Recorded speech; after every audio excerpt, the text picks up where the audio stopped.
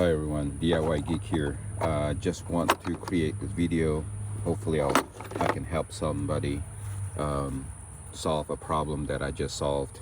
Alright, so this is a Gravely mower. It's my personal lawn mower. My particular model is the ZT HD52. However, I think this video can apply to many other mowers. My problem was that when I turn my ignition, it just clicks.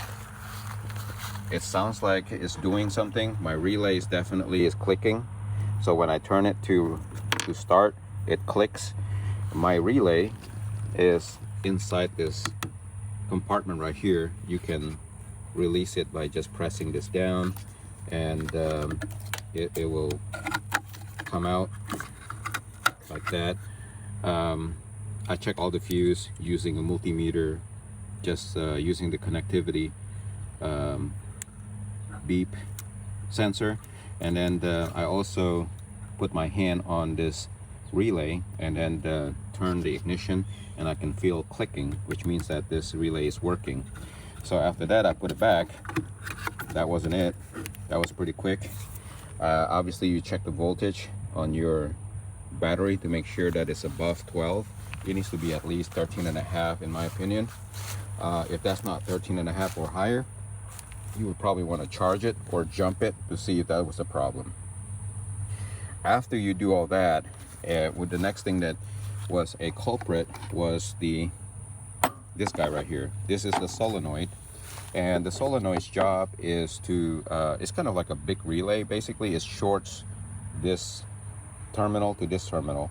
So this terminal here goes to the starter, and this is the 12 volt that is supplied through from that relay, from the switch or your ignition switch. So your ignition switch, when you turn it, it make the relay click, which sends 12 volt here, and but that's still not the correct. It's still not connecting to your starter yet until the signal also goes from your switch to send 12 volts here.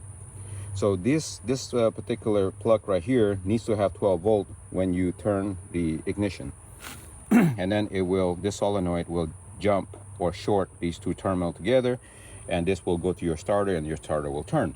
So right now my starter used to not be turning because this solenoid was bad, and I got a replacement. You don't have to buy the original one. Everybody keep telling you that you have to go to the Gravely dealer and spend $50 or more doing that. Here, let me show you. This is an OEM one, and Gravely makes it very easy for me to replace, because there's this latch that basically you can pop out that two pin connector that supplies the 12 volt. And like I said, the easy way to check this is just to get your multimeter, check for DC 12 volt across these two pins. When you turn the ignition, you have to get 12 volt here. If you do have 12 volt here, and then you have 12 volt on this left side, this terminal right here, or this one, if you have 12 volt there, when you turn the ignition, you're not getting 12 volt on this side, you know the solenoid is bad. It's as simple as that. Again, one more time. In order for you to test the solenoid, you need to have 12 volt here when you turn the ignition, and this two pins here needs to have 12 volt also. That will make the solenoid work, and it will short the 12 volt from here to here, which will turn your starter. And changing this was pretty easy because I have this left compartment here exposed. It's about a 15-minute job. If you would like to get some link to purchase your solenoid starter, I have some in my video description, and would appreciate if you use my link. I get a little bit of commission out of that. Other than that, that's it. Just want to point out that the solenoid is a frequent issue. I would say it lasts about 2 to 3 years before you have to change another one. and I don't know why it goes bad all the time.